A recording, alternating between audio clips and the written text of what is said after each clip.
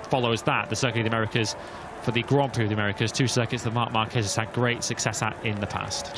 Yeah, good to hear. Marc did make his way back to the paddock, and he was able to talk to Spanish TV, as Lewis said. He was stunned.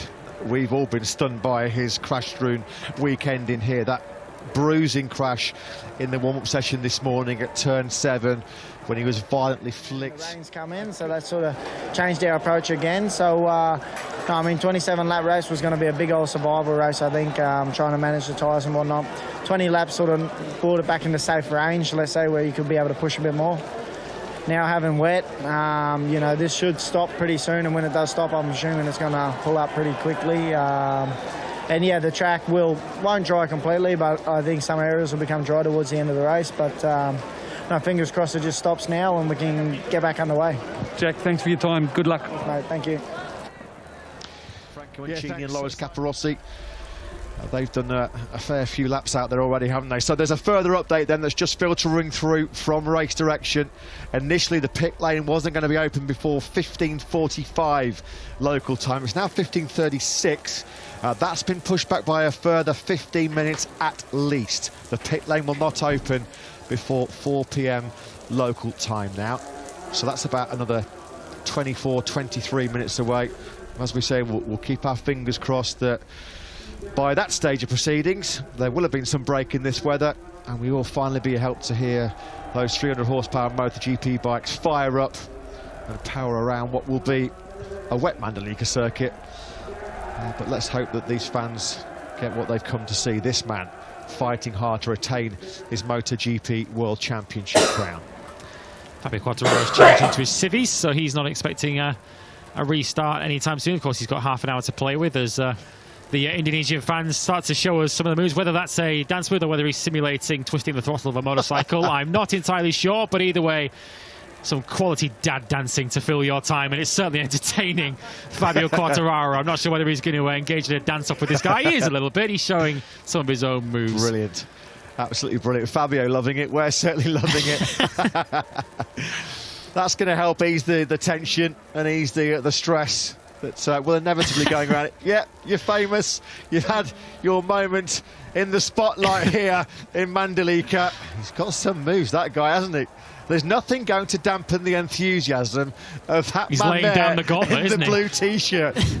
Can we have a dance-off, please, between that man in the crowd Come on, and Fabio Quartararo? Come on, let's have a Strictly Come Dancing show getting underway here in Mandalika. How come it's taken us so long to find this guy?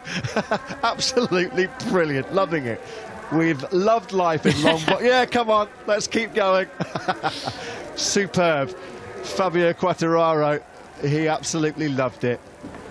Come on, Fabio, we need to see your moves. We know you've got great moves out on circuit. Let's see some off-track swagger. Come on, we know you've got it. We know you've got those moves in you.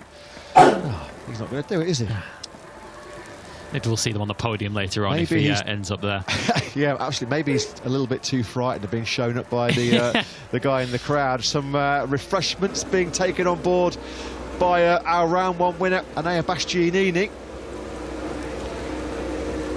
Is he going to get the chance to add to his 25 points already collected in Doha? There is the story, unfortunately, of the afternoon here in Mandalika. We did get a Moto3 Grand Prix, we did get a shortened Moto2 Grand Prix, and then just towards the back end of that Moto2 race, actually there was a few rain spots, wasn't there, in that Moto2 battle. You could just sense that those grey ominous clouds that had started to close in on us, they were going to have an impact on the start of this MotoGP race, and unfortunately that is exactly how it materialised, how it panned out. So that's the latest info that we have. Bang up to date on your screens there at the bottom of your picture. The pit lane will not open before 4 p.m. local time.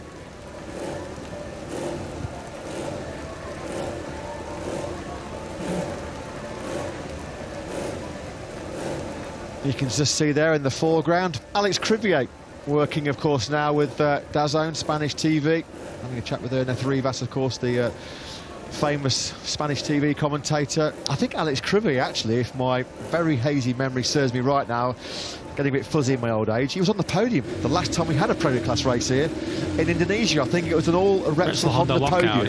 Yeah, in Sentul. The race was won by Tadayuki Okada from Mick Doohan, with Alex Crivier in third place. So Alex Crivier knows what it takes to get a podium finish around in this part of the world.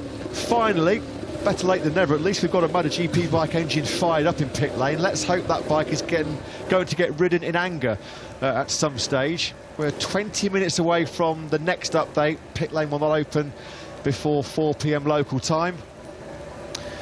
Well, you can see everyone obviously huddled up under the shelter. They've been using that shelter all weekend to really keep themselves. So we've got around 3 hours to play with before it starts to get dark.